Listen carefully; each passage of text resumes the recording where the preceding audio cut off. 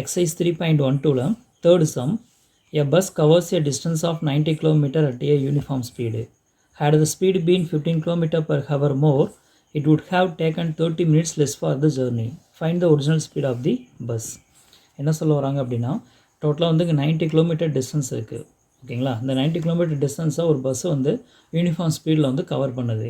Okay, அதை எடுத்துக்கூடிய time வந்து கொடுக்கல, பட் டைம் வந்து நம்மளாக தான் எடுத்துக்க போகிறோம். அப்ராக்சிமேட்டாக T ஹவர்ஸ் அப்படின்னு நம்ம எடுத்துக்கிறோம். ஓகேங்களா, had the speed been 15 km per hour more, it would have taken 30 minutes less for the journey. இப்போ ஸ்பீடு வந்து 15 km per hour வந்து அதிகமாச்சு அப்படின்னா அது எடுத்துக்கூடிய டைம் வந்து பார்த்திங்கன்னா T ஹவர்ஸ் வந்து 30 மினிட்ஸ்க்கு முன்னாடியே முடிஞ்சிருது. ஃபார் எக்ஸாம்பிள் இது வந்து ஒரு 2 ஹவர்ஸ் எடுத்துக்குதுன்னு வச்சுக்கோங்களேன்.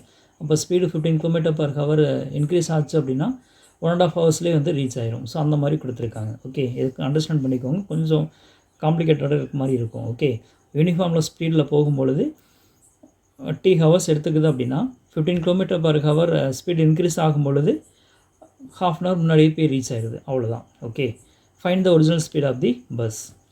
அவ்வளோதான் இங்கே கொஸ்டின். ஸோ இந்த கொஸ்டின் வந்து நல்லா அண்டர்ஸ்டாண்ட் பண்ணிட்டீங்கன்னா இதே மாதிரி மாடலில் எக்ஸாம்பிள் ஒரு சம் இருக்கும், ப்ளஸ் க்ரியேட்டிவான கொஸ்டின்ஸ் கூட இதில் வந்து கேட்கலாம். ஓகே, சரி, சால்வ் பண்ணுறது பார்க்கலாம். சயின்ஸில் டிஸ்டன்ஸ், ஸ்பீடு, டைம் இதை பேஸ் பண்ணி ஒரு ஃபார்முலா நம்ம படிச்சிருக்கோம். ஞாபகம் இருக்கான்னு பாருங்கள்.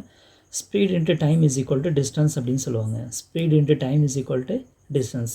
இதுலேருந்து டைம் மட்டும் நம்ம எடுத்துக்கலாம். அப்போ ஸ்பீட் ரைட் சைடில் பண்ணால் டிவைட் ஆயிருமா? ஸோ அப்போ time is equal to distance by speed. So இந்த ஃபார்முலா பேஸ் பண்ணி தான் அந்த சம் வந்து நம்ம என்ன பண்ண போகிறோம் அப்படின்னா சால்வ் பண்ண போகிறோம்.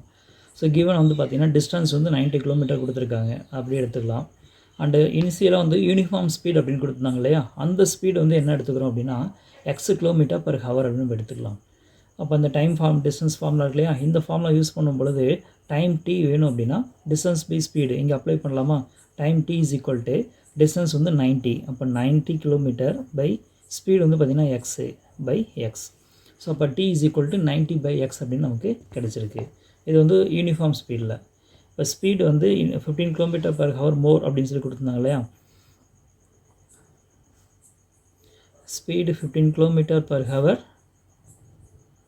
மோர் அதிகமாகிடுச்சு அப்படின்னா இப்போ டைம் வந்து என்ன ஆகும் அப்படின்னு பார்த்தீங்கன்னா ½ அன் ஹவர் பிஃபோராகவே வந்து அந்த ஜேர்னி வந்து முடிஞ்சிடும் அப்படின்னு சொல்லியிருந்தாங்க இல்லையா. அப்போ டைம் வந்து T ஹவர்ஸ் அப்படின்னு நம்ம யூனிஃபார்ம் ஸ்பீடில் பார்த்தோம்.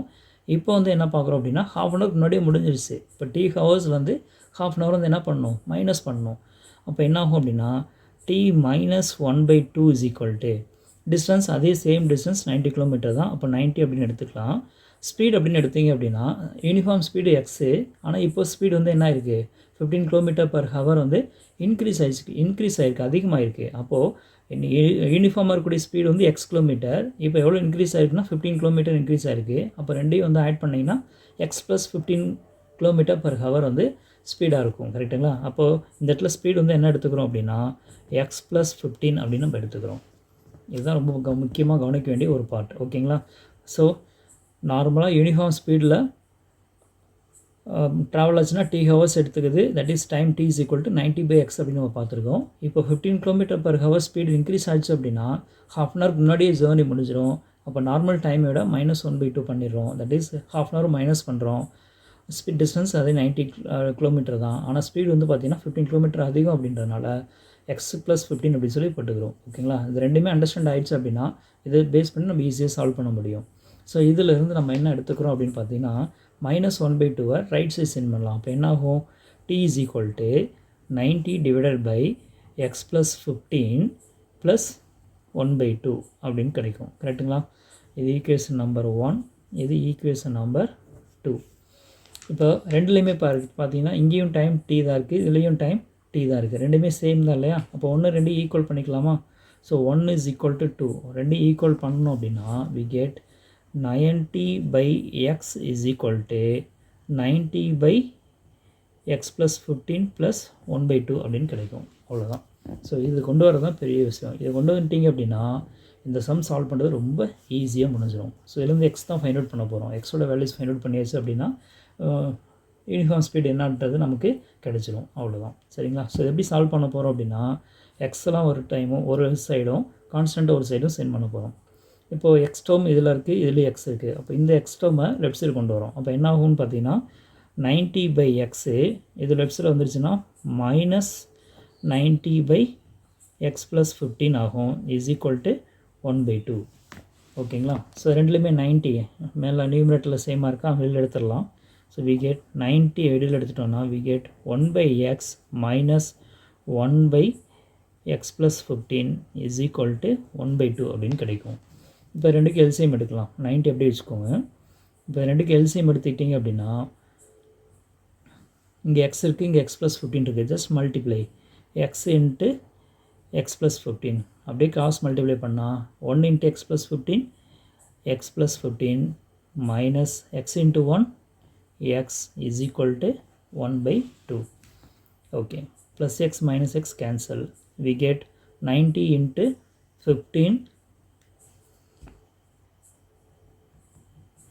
divided by x into x plus 15 is equal to 1/2. அப்படியே வந்து LHS side RHS side cross multiply பண்ணிடலாமா? Okay, x into X plus 15 right side send பண்ணுறோம், 2 வந்து லெஃப்ட் சைடு சென்ட் பண்ணுறோம். இப்போ என்ன ஆகும்? 90 into 15 into 2 is equal to இங்கே 1 இருக்குது. 1 into X into X plus 15 என்ன ஆயிருந்தோம்? எக்ஸ் இன்ட்டு எக்ஸ் ப்ளஸ் 15 அப்படின்னு கிடைக்கும். 2 15s are 30.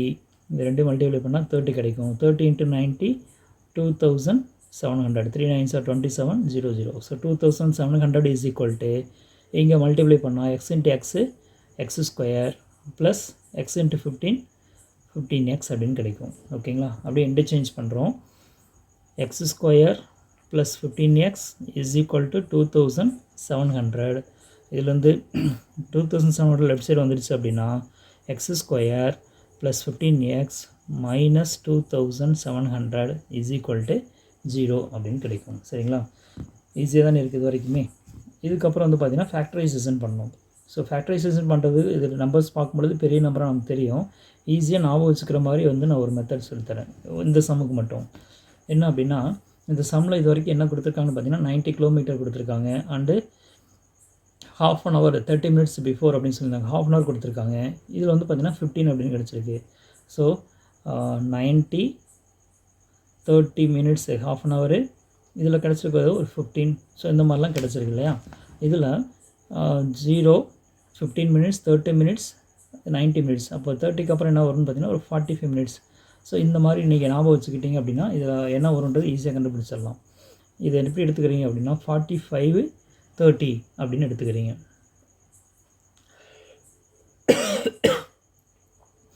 Sorry 60. Okay, not 30 60. 45 into 60 ரெண்டையும் மல்டிப்ளை பண்ணி பார்த்தீங்கன்னா உங்களுக்கு 2700 கிடச்சிடும். ஜஸ்ட் மல்டிப்ளை பண்ணி பாருங்கள் நீங்களாவே. ஓகேவா? ஞாபகம் வச்சுக்கிறதுக்காக சொல்லியிருக்கேன். 45 60 இதில் இல்லாத நம்பர்ஸ் 0 15 30 45 இல்லை 60 இல்லை, அடுத்து 90. ஓகேங்களா? ஸோ 60 இன்ட்டு 45 அப்படின்றது ஞாபகம் வச்சுட்டிங்கன்னா அந்த ஃபேக்டரைசேஷன் ஈஸியாக ஞாபகம் வச்சுக்க முடியும். இது ஷார்ட்கட் மெத்தட் தான். ஃபுல்லாக பார்க்கணும் அப்படின்னா நமக்கு நிறைய மெத்தட்ஸ் இருக்குது. ஃபேக்டரைசேஷன் மெத்தட் இருக்குது, அண்ட் தென் ஃபார்முலா மெத்தட்ஸ் இருக்குது, கம்ப்ளீட்டிங் ஸ்கொயர் மெத்தட்ஸ் இருக்குது. இந்த மாதிரி ஏதோ ஒரு மெத்தட் நம்ம ட்ரை பண்ணலாம். எதில் பண்ணாலும் நம்பர் பெருசுன்றதுனால நமக்கு காம்ப்ளிகேட்டாக இருக்கும். ஸோ ஷார்ட்கட் மெத்தடில் இந்த மாதிரி ஞாபகம் வச்சிங்கன்னா உங்களுக்கு பெட்டர். இப்போ இதை ஃபேக்டரைஸ் பண்ணும் பொழுது சம் வந்து பார்த்திங்கன்னா ப்ளஸில் இருக்குது. இப்போ big number plus, small number minus, ஏன்னா ப்ராடக்ட் மைனஸ் அப்படின்றதுனால. ஓகேங்களா? அப்போ இது எப்படி எடுத்துக்கலாம்? X plus 60 into X minus 45 is equal to 0. X plus 60 into X minus 45 is equal to 0. இது வந்து எக்ஸோட வேல்யூஸ் நமக்கு வேணும். So X plus 60 is equal to 0 or x minus 45 is equal to 0. From there x is equal to minus 60 or x is equal to plus 45. xங்கிறது uniform speed வந்து மைனஸில் போகாது இல்லையா? 0 கிலோமீட்டரில் ஸ்டார்ட் பண்ணி 30 கிலோமீட்டர் 60 கிலோமீட்டர் 90 கிலோமீட்டர் 100 கிலோமீட்டர் அந்த மாதிரி தான் ஸ்பீடு சொல்லுவோம். மைனஸ் வந்து நம்ம எப்போதுமே சொல்ல மாட்டோம். அப்போ x is equal to minus 60 அப்படிங்கிறது not possible. therefore x is equal to 45. x வந்து நம்ம என்ன எடுத்துருந்தோம் அப்படின்னு பார்த்தீங்கன்னா ஸ்பீடுக்கு எடுத்துருந்தோம். Speed that is uniform speed. அப்போது original speed of the bus அப்படின்னா 45 km/h தான். therefore original speed of the bus is equal to 45 km/h. ஓகேங்களா, தட்ஸ் ஆல். ஸோ